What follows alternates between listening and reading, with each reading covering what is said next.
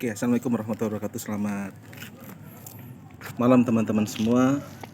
Kita hari ini melewati beberapa kabupaten untuk berjalanan ke Pondok Pesantren Kedunglu. Ada beberapa hal yang kita bisa pelajari tentang adanya Pilkada serentak 9 Desember 2020 ini, yakni masyarakat itu memilih bukan karena dari partai politik tapi pribadi dari calon kepala daerah itu.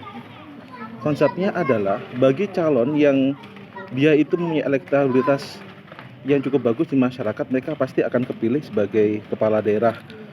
Maka kemudian pertanyaan adalah bagaimana sistem kaderisasi partai politik tersebut untuk menampilkan calon kepala daerah ataupun calon terbaik untuk mencalonkan diri mereka sebagai kepala daerah di beberapa daerah. Konteksnya yakni adalah kembali lagi berarti ada beberapa mesin partai politik itu tidak bisa berjalan. Karena kenapa?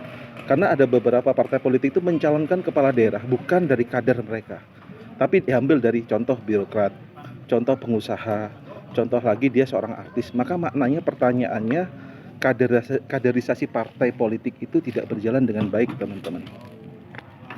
Konsepnya di sini adalah tentang adanya kepala daerah itu memang contoh mungkin di Blitar, lebih kuat itu Partai Demokrasi Indonesia Perjuangan.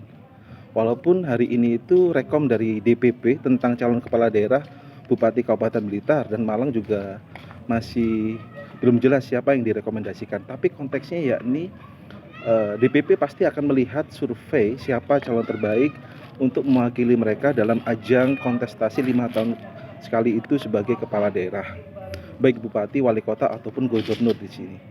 Maka sebenarnya konteksnya pelajarannya adalah walaupun kita bukan kader partai, kita lihat peluang, teman-teman, lihat peluang. Walaupun itu bukan kader partai, tapi kalau seseorang mempunyai kapasitas, elektabilitas, akseptabilitas cukup bagus, maka partai politik itu bisa mengambil orang tersebut. Contohnya Pak Jokowi waktu wali kota Solo pertama kali. Yang mana kita ketahui Pak Jokowi itu bukan kader partai PDIP waktu itu, tapi karena Bapak Joko Widodo sebagai wali kota Solo waktu itu mempunyai elektabilitas yang bagus di masyarakat, dan kemudian masyarakat juga menaruh harapan besar tentang perubahan yang ada di kota Solo. Hal tersebut kemudian Pak Joko Widodo itu menjadi pemilih, banyak yang memilih Pak Joko Widodo. Pertanyaannya, apakah sistem kaderisasi partai itu berjalan dengan baik? Tidak semua kaderisasi partai politik berjalan dengan baik, teman-teman, karena prakteknya adalah banyak partai politik itu mencalonkan kepala daerah ataupun bupati wali kota bukan dari kader mereka.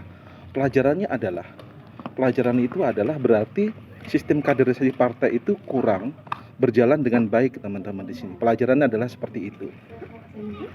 Maka kita sebagai insan politik di sini, pelajaran kita adalah bagaimana cara kita menyiapkan diri ataupun mempelajari bagaimana kita bisa siap untuk sebagai pemimpin, baik itu dalam tingkat lokal, tingkat kabupaten maupun tingkat nasional. Kita harus menyiapkan diri banyak hal, baik itu masalah kapasitas kita, kemudian pembelajaran.